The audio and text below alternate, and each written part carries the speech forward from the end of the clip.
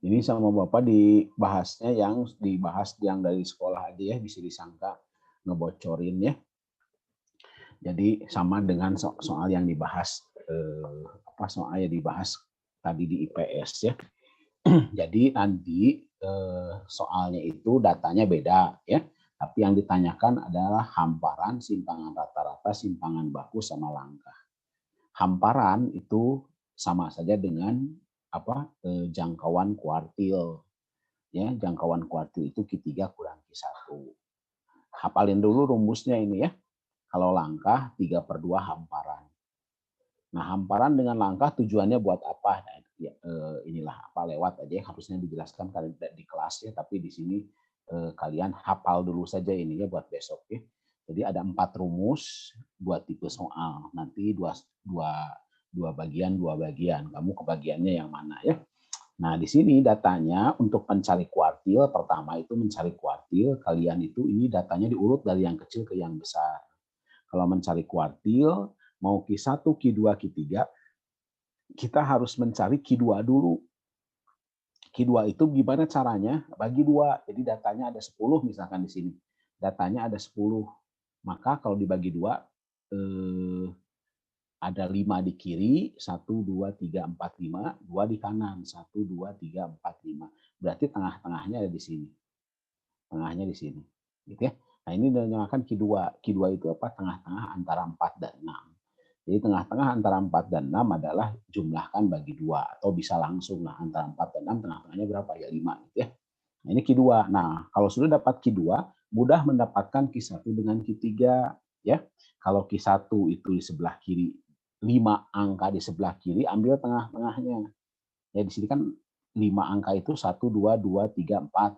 Tengah-tengahnya berarti angka 2. Ini Q1.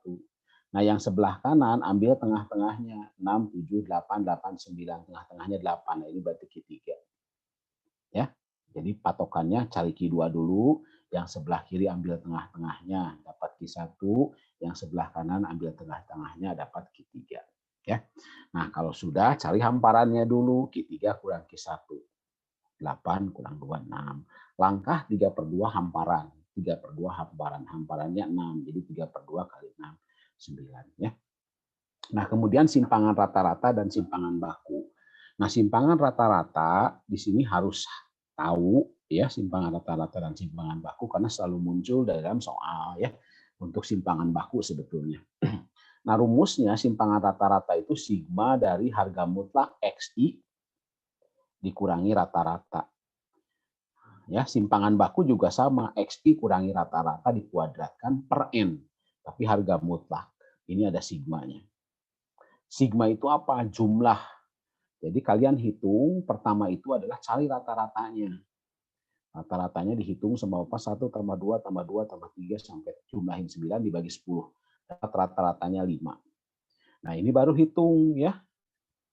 XI kurang rata-rata. Data pertama berapa? 1. 1 dikurangi 5 ya. 1 dikurangi 5 ya. Dimutlakkan. Ditambah 2 dikurangi 5 dimutlakkan. Ditambah 2 dikurangi 5 dimutlakkan. Jadi hasil ini tidak ada yang negatif. Kenapa Pak tidak ada yang negatif? Karena di sini di harga mutlakkan ya. Jelas ya, jadi jumlahnya di sini selalu positif. 1 min 5 min 4 dimutlakin jadi 4.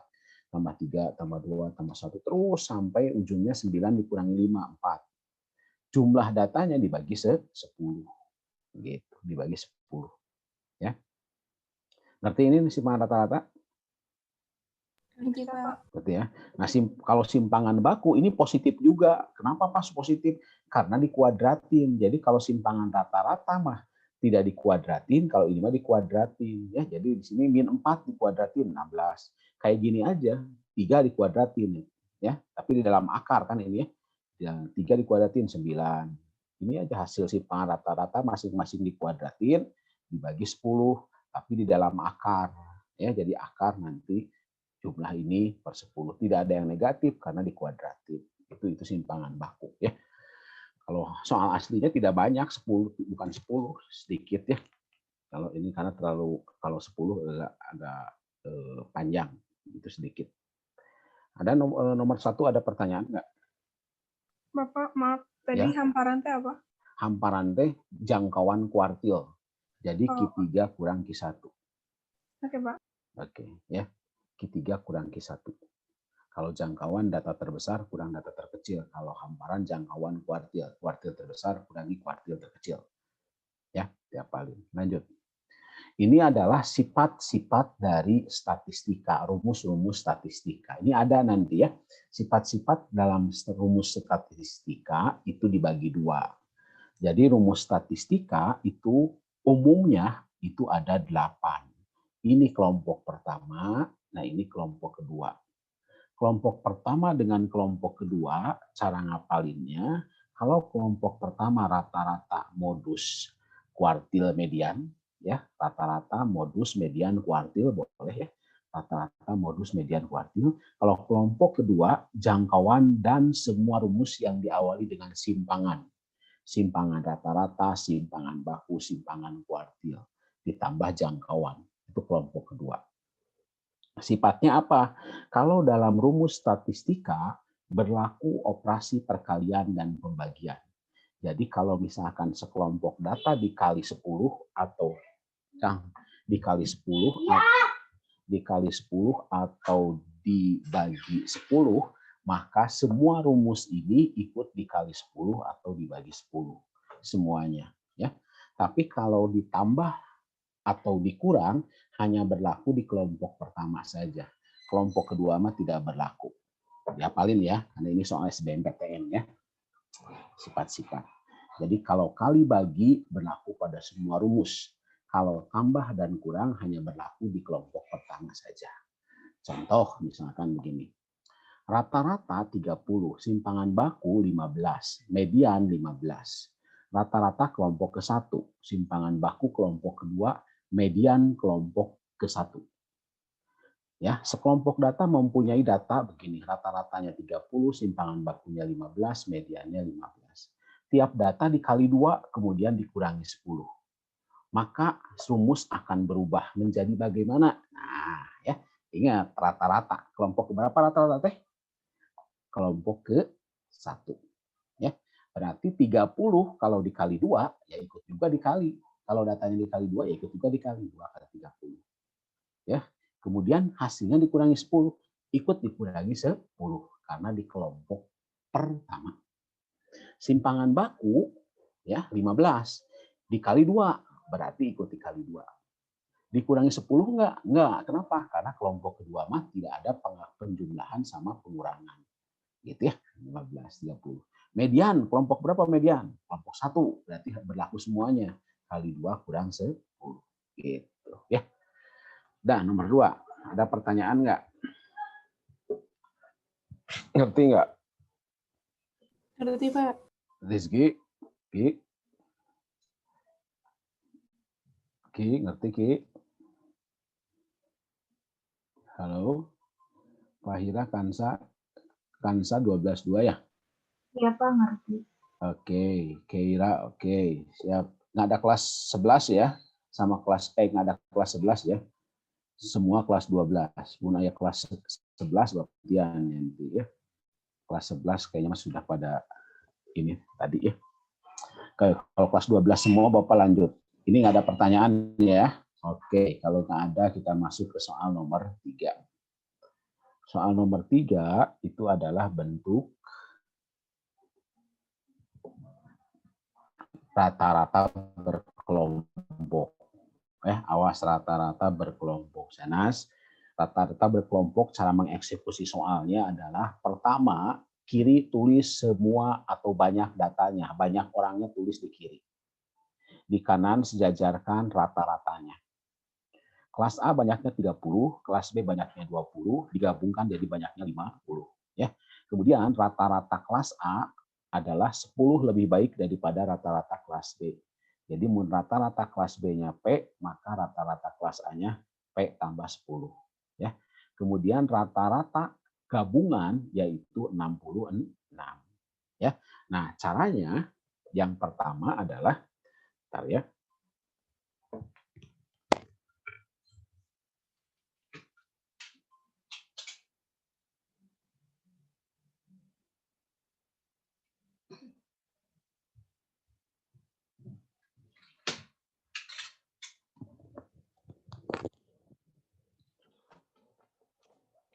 Nah, rata-ratanya ini adalah 50 kali 66 ya, 50 kali datanya urutkan dulu ya, misalkan di sini banyak data yang paling banyak berapa? 50, ini uraikan ke penjumlahan yang 30 ditambah 20 gitu ya. Nah, ini kalikan masing-masing dengan rata-ratanya ya. 50 rata-ratanya berapa? Rata-ratanya adalah 66 ya. Kemudian kelas A rata-ratanya P plus 10 ya. Kemudian yang B rata-ratanya adalah P. Kalikan saja ya. Ini 50 kali 66 gitu ya. 30 kali rata-ratanya, 20 kali rata-ratanya. Gitu. Oke, dapat hasilnya adalah 60. Oke. Ada pertanyaan sampai sini. Jadi dari data dulu masing-masing dikalikan rata-ratanya gitu.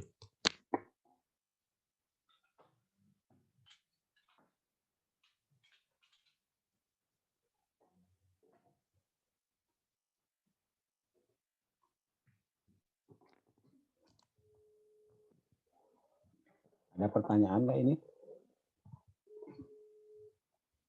Udah, Pak. Oke, sudah ya? Kalau sudah, kita maju ke soal berikutnya. Ya, soal berikutnya.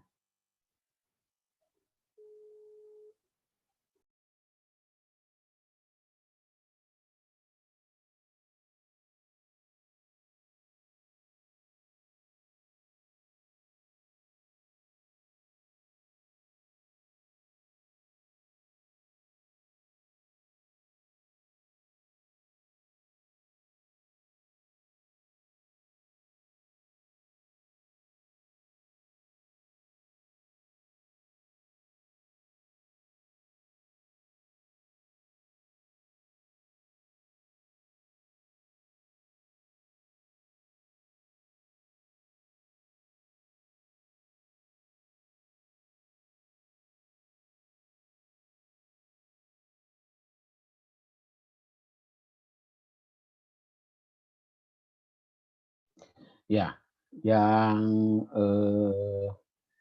soal nomor 4 itu adalah cara merubah atau membaca data berbentuk OGIF. Nah, ini soal yang lagi ngetren sekarang ya.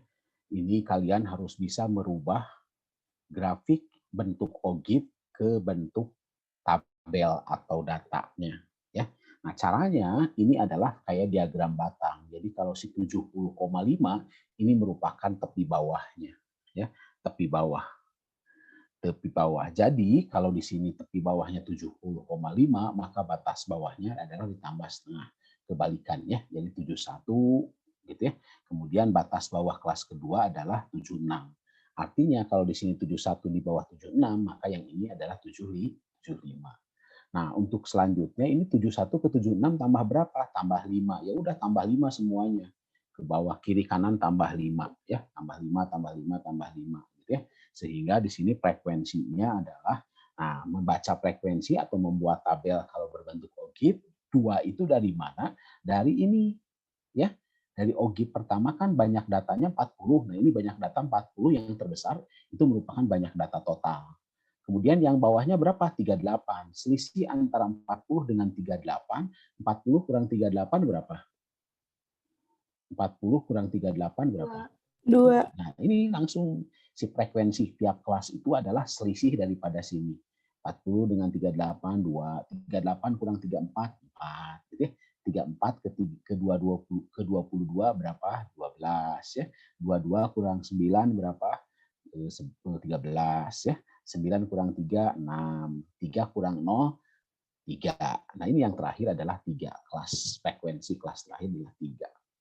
Ya, sama juga dengan kalau grafiknya OGIF-nya adalah naik atau positif. Hati-hati ya. Nah, kalau ditanya di sini modus mah sampai frekuensi saja.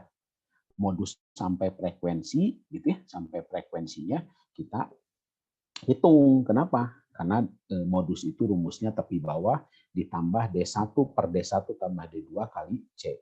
Ya, D1 per D1 tambah D2 kali C.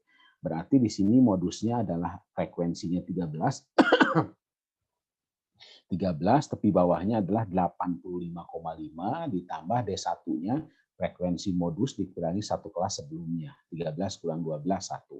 Kalau D2 adalah frekuensi modus dikurangi satu kelas sesudahnya. 13 kurang 6 adalah 7. Ya, tinggal hafal rumusnya saja. Oke. Ya, yang kedua adalah rata-rata. Nah, ini agak panjang. Kenapa agak panjang? Karena rata-rata tanpa menggunakan kalkulator yang muncul itu adalah dengan cara metode coding. Ya, metode coding rumusnya apa? Rata-rata sementara ditambah sigma FIDI dibagi N dikalikan C. Apa DI? Nah, si DI itu lambangnya ada CI, ada DI gitu ya. Itu adalah angka yang dimulai dari 0, plus minus 1, plus minus 2, plus minus 3, dan seterusnya. Itu pengkodeannya ada aturannya. Ya. Nah, pertama, kalau kita mau mencari rata-rata menggunakan metode coding, kalian harus mencari titik tengah tiap kelas. Ya. Titik tengah tiap kelas, kelas pertama saja yang kalian cari. 71 ke 75, tengah-tengahnya adalah 73. Nah, ke bawahnya kalian jangan tambah lagi bagi 2, jangan. Kan panjang interval kelasnya sudah tahu 5.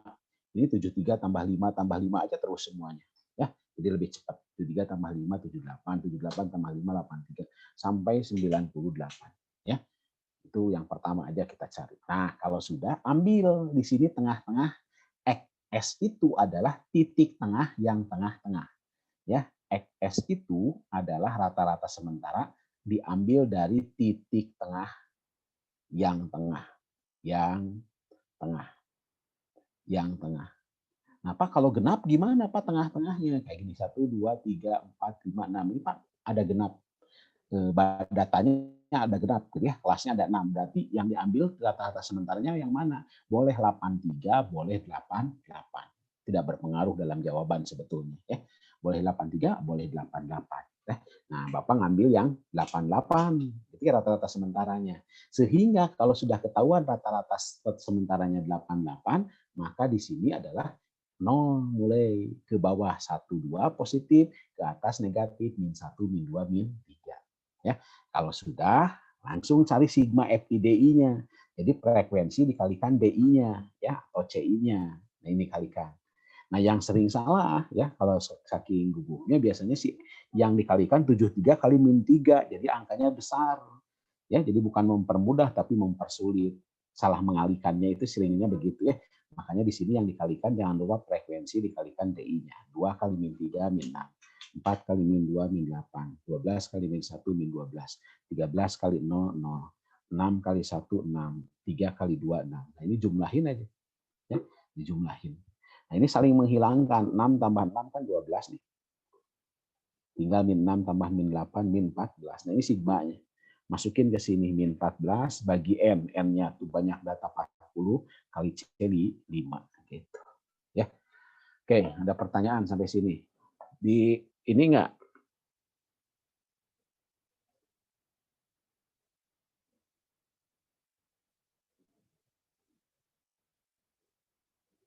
Belum ada, Pak. Oke ya, ngerti ya.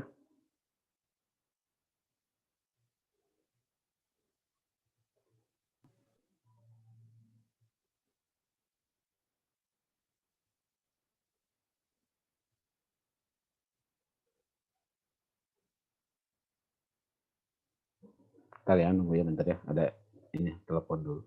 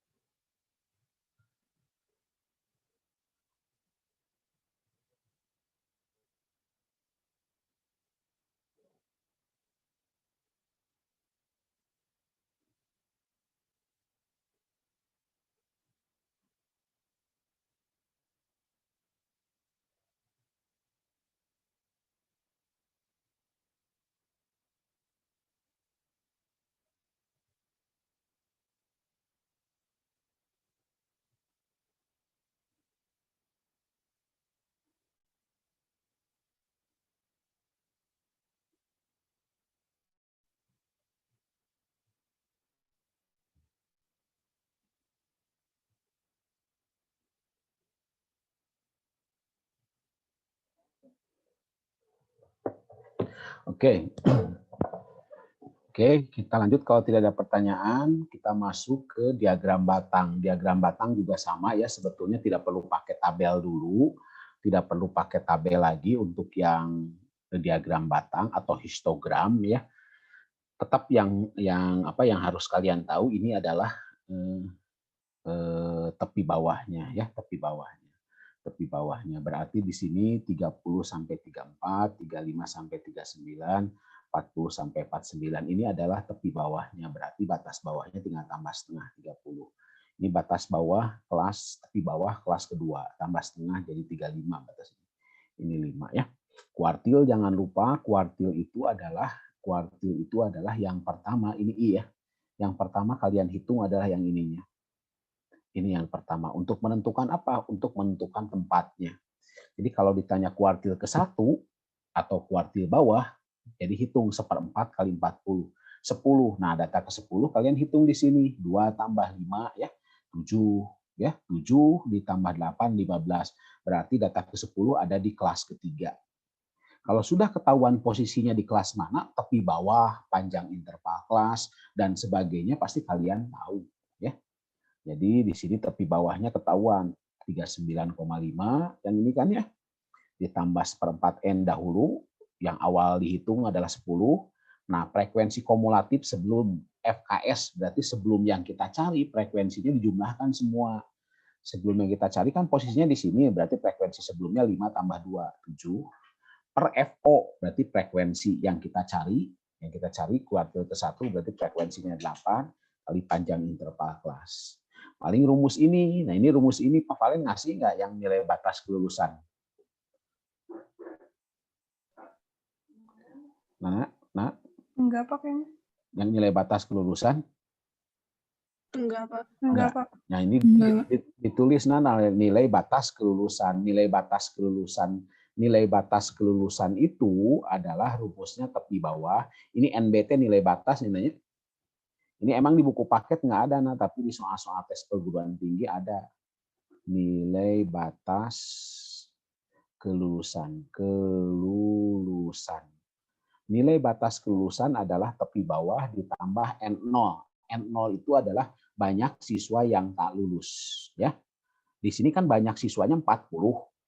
Dalam soal 9 orang siswa lulus. Berarti kalau 9 orang siswa lulus, yang tidak lulusnya berapa? 31. Nah, ini 31. Berarti si N0 itu 31. Nah, ya.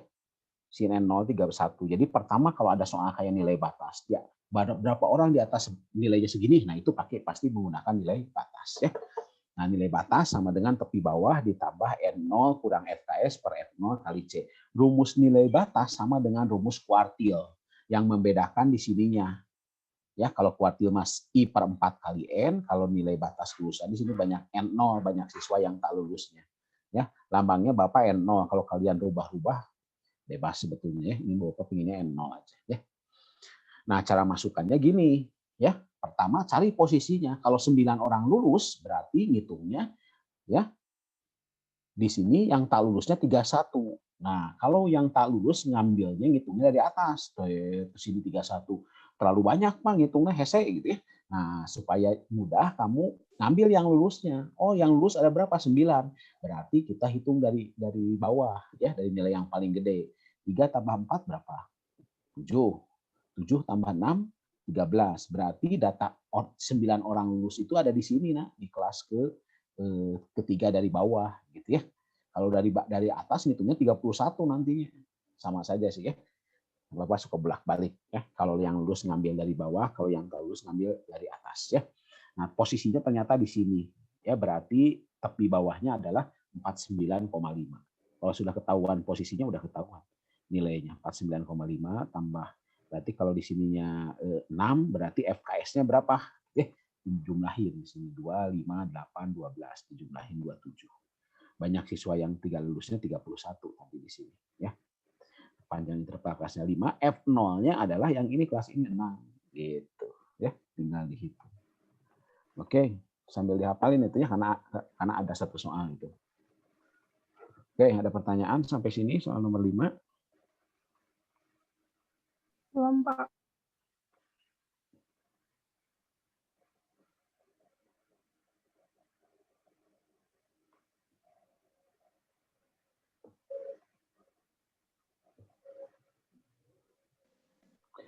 Lanjut. Lanjut, Pak. Lanjut. Pak. Oke. Di sini banyak jalur. Banyak jalur tapi lupa bapaknya ada atau enggak ya. Ya lah kita bahas aja lah ya. Lupa lagi. Kalau seseorang mau pergi dari P ke S, katanya bisa melewati Q atau melewati R. Ya. Nah, kalau P ke Q ada 2 jalan, Q ke S ada 5 jalan, P ke R 4 jalan, R ke S 2 jalan. Q ke R, begitupun sebaliknya ada 3 jalan. Ya. Jadi cara orang pergi dari P ke S ada berapa kemungkinan? P Q S, ya 2 kali 5, gitu ya. Boleh P Q R S, 2 kali 3 kali 2. Boleh PRS 4 kali 2. Boleh PRQS 4 kali 3 kali 5. Tinggal dijumlahin. Jelas ini? Bisa lah ya ini mah ya. Cuma gambarnya dibuat ribet ya. Nah, sekarang yang kombinasi ya. Nah, kombinasi itu jangan lupa kalau rumusnya yang dipakai adalah N permutasi R sama dengan N faktorial per N min R faktorial. Ini permutasi. Nulis permutasi bisa atas bawah, bisa kiri kanan. Ya. Nah, ini tidak ada rumus cepatnya untuk permutasi karena sudah cepat. Kalau kombinasi, rumusnya ini, tapi kalau di Bapak jarang dipakai. Kenapa jangan dipakai? Kadang ada sifat yang lebih cepat. Ya, dalam sifatnya apa? Sifat kombinasi itu. Nah, ini supaya lebih cepat, kamu hitung pakai yang ini. Kalau misalkan ada 10 kombinasi 8, kita hitung 10 kombinasi 2. Nilainya sama. Dari mana 2? Dari 10 kurang 8. Ya. Nah, kalau bawahnya sudah kecil angkanya, kamu tinggal kalikan aja secara menurun sampai angka 1. 2 kali 1. Ayo berapa angka ini 2 kali 1? 2 angka. Maka yang atas juga kalikan secara menurun. 10 kali 9. 2 angka juga. Ya, 2 angka juga. 10 kali 9. Jadi ini hasilnya adalah 45. Gitu. Ya. Itu rumus kombinasi. Ya. Rumus kombinasi. Berarti kalau di sini 5 N permutasi 3 sama dengan 24 N kombinasi 4. N permutasi 3-nya diuraikan jadi N faktorial per N min 3 faktorial. Ya. Kemudian N kombinasi 4-nya uraikan ke sifat yang atas. 4 kali 3 kali 2 kali 1. N kali N min 1 kali N min 2 kali N min 3. Gitu. Ya. Diuraikan. Jangan pakai rumus yang ini kalau kombinasi mah ya sifat Bapak aja. Nah, si N faktorialnya uraikan supaya bisa dicoret dengan N min 3 faktorial, berarti si N-nya adalah N kali N min 1 kali N min 2 kali N min 3 faktorial langsung. Kenapa berhenti sampai N min 3 faktorial? Karena di sini N min 3 faktorialnya ada di bawah. Ya.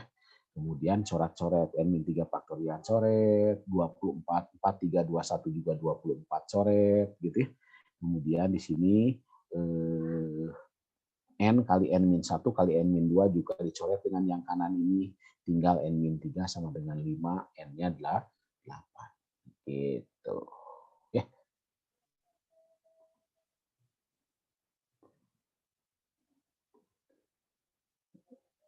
Oke.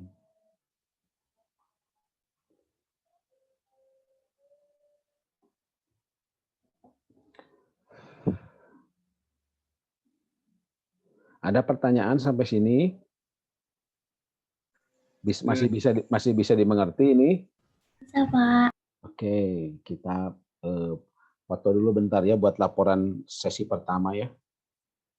Ini lambang tarbaknya sama apa dihapus dulu, edit foto dulu.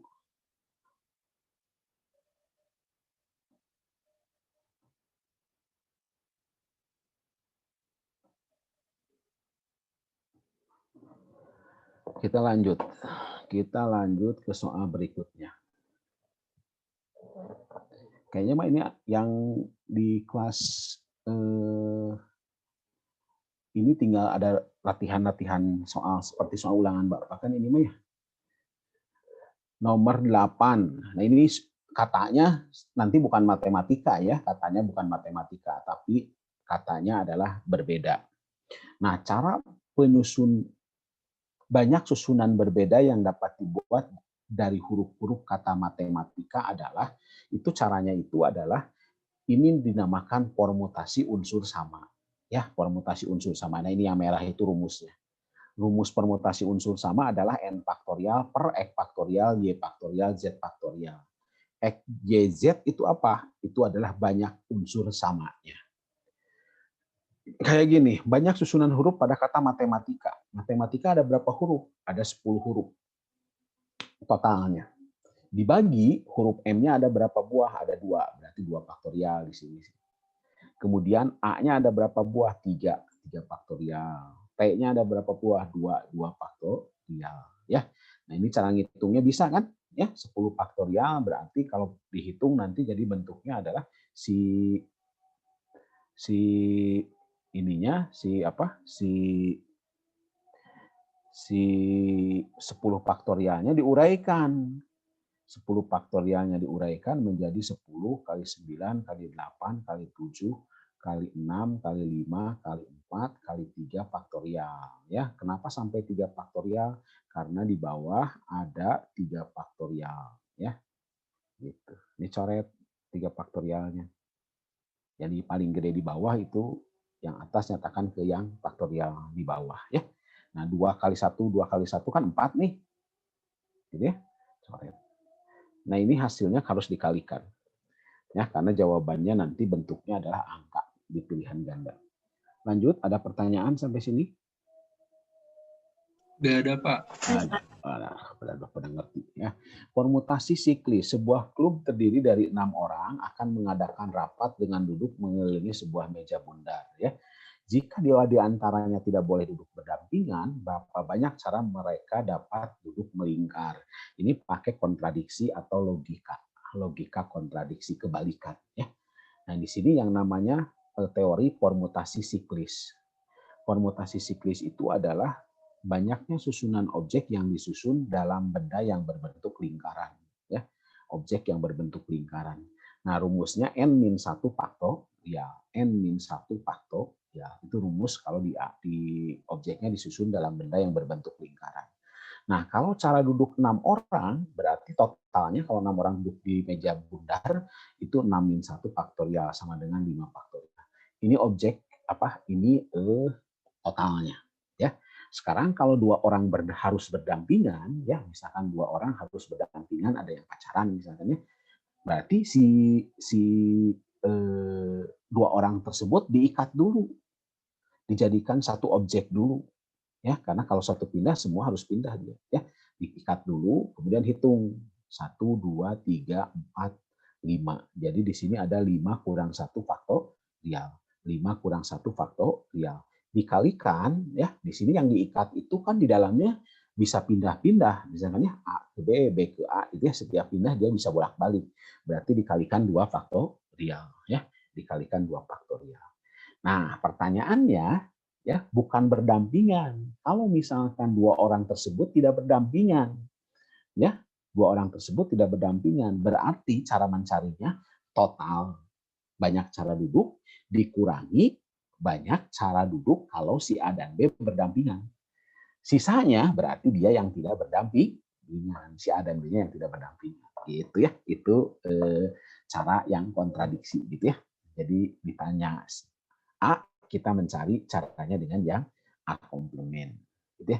Ditanya harus berdampingan, jika ditanya yang tidak berdampingan, kita malah mencari yang berdampingan. Ya, ini dikurangi. Nah, ngitungnya 5 faktorial, di sini 4 faktorial, berarti 5 faktorial nyatakan ke 4 faktorial. Supaya apa? Supaya bisa difaktorkan, dikeluarin 4 faktorialnya. Yang kiri tinggal 5, yang kanan tinggal 2. Dikalikan. Oke. Masih dimengerti? Masih dimengerti? Pak. Oke, lanjut. Ini juga masih mudah lah ya, banyak cara duduk atau banyak cara pengambilan orang dari sekumpulan orang yang tersedia. Ada 6 laki-laki, 4 perempuan, diambil 5 orang. Tentukan yang terambil sekurang-kurangnya beranggotakan 3 siswa perempuan. Banyak cara pengambilan yang terambilnya 3 siswa perempuan paling sedikit. Berarti lebih besar sama dengan 3 perempuan. Berarti kemungkinan pertama perempuannya 3, laki-lakinya 2. Kemungkinan kedua adalah perempuannya 4, laki-lakinya 1. Ya, boleh nggak perempuannya 5? Enggak. Nggak ada, Enggak. Enggak, cukup Pak. perempuan. Karena perempuannya hanya 4. Ya, berarti di sini hanya sampai 2 ini saja. Nah, kalau pengambilan begini jangan sekali-kali kalian mikir permutasi, ya. Permutasi ini kan tidak dijelaskan sebagai apa, ya. Tapi ini adalah langsung pengambilan. 3 perempuan, berarti perempuannya ada berapa? Ada 4. 4C3 kali laki-lakinya ada 6, 6C2. Ditambah kemungkinan kedua perempuannya 4, 4C4. Nah ini kalau sama 4C4 adalah 1 ya. Jadi ingat NCN adalah 1. Ini akan sama dengan NC0 ya. Kemudian 3 NC1 adalah N gitu ya. Nah, ini tinggal dihitung. Nah, ini 4C3 sama dengan 4C1 sifat yang tadi ya, sifat yang tadi. Kemudian 6C2 ditambah 4C4 sama dengan 4C0 itu 1, 6C1 adalah 6. Sifat kombinasi ini, NC1 adalah N. Ya. 6C2, 2 kali 1, 6 kali 5. 4C1, 1, 4. Dilancarkan yang kayak begininya ya. Mana ya, jangan pakai rumus. Latihkan. Ya. Sudah ada pertanyaan sini? Tidak ada? Oke, lanjut. Binomial Newton. Binomial Newton itu adalah cara menguraikan sebuah persamaan pangkat N.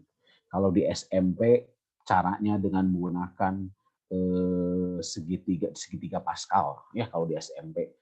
Kalau sekarang kita gunakan aturan binomial Newton atau aplikasi dari kombinasi ya. Aplikasi dari kombinasi. Apa rumusnya? Nah, ini rumusnya sama yang merah sama Pak tulis. Suku ke N adalah N kombinasi X-1. Suku ke-5 adalah N kombinasi 4. Suku ke-7 adalah N kombinasi 6. Ya. N itu apa? N itu adalah pangkat di soal. Ini 7 nih pangkat di soal. Kalau suku ke X, maka di sini X kurang 1. Kalau ini udah ketahuan X-1, kalian yang kiri dianggap sebagai A, yang kanan dianggap sebagai B. Kalau ada min, bawa B itu adalah minnya juga bawa. Kalau di sini sudah ketahuan X-1, ini X-1. Nah ini tambah yang ini, tambah pangkat A, hasilnya harus N. Ya harus N. Harus N. Ini tambah ini pangkatnya harus N. Ya, kalau dijumlahkan pangkatnya harus total. Kayak gini. Suku keempat, berarti di sini 3 kan? Ya, dikurang 1 nih, awas dikurangi 1. Jadi 3. Kalau ini 3, berarti si B itu pangkat 3. 3 tambah berapa supaya 7? 4. Gitu. Ya. Coba latihan. 6.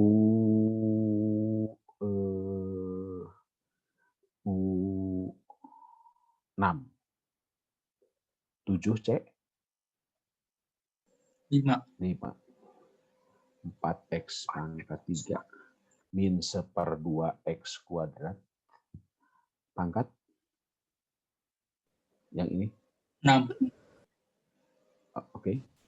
7C5 berarti di sini pangkat berapa? 5. 5. Di sini 2. gitu. Ya, ini sama nih. Ini sama dengan ini. Harus sama, awas ya. 5 tambah 2 hasilnya tuh 7. Nah, ini 3, ini juga 3. Gitu, nyambung. Gitu ya. Hitungnya kalian sendiri itu ya. Udah ada pertanyaan lagi? Nomor 11. Kalau tidak ada, masuk. Banyaknya bilangan yang terdiri dari 3 angka yang habis dibagi 5. Tidak ada kalimat beda di sini ya. Berarti tidak ada kalimat beda ya. Banyaknya bilangan terdiri dari 3 angka yang habis dibagi 5 dan dapat disusun dari angka 0, 1, 2, 3, 4, 5, 6, 7, 8, 9, 10. 6 sampai 9. Banyak angkanya berarti ada banyak angkanya ada 10 ya. Bilangan habis dibagi 5. Ciri bilangan habis dibagi 5, satuannya itu adalah 0 dan 5. 10, 15, 20, 30, 65. Ini adalah bilangan-bilangan yang habis dibagi 5. Satuannya harus angka 0 dan 5. Di sini tidak ada kalimat beda, berarti boleh berulang. Ya, ada 10 angka. Angka satuannya 2 kemungkinan. Ini yang pertama nih. Yang pertama itu isi angka satuan. 2 kemungkinan. Angka berapa saja? 0 dan 5. Karena boleh berulang berarti di puluhan banyak kemungkinannya adalah kembali ke asal. Berapa? 10. Ya. Kemudian di ratusan, kenapa Pak enggak 10? Karena di ratusan tidak boleh diawali, semua bilangan tidak boleh diawali dengan angka No. nol. Jadi si ratusannya, si awalnya itu 0 nggak boleh. Jadi hanya 9 angka di sini. Ya, 9 angka. Karena nanti angka begini nggak boleh nih. 0,15 nggak ada ya. Nggak ada.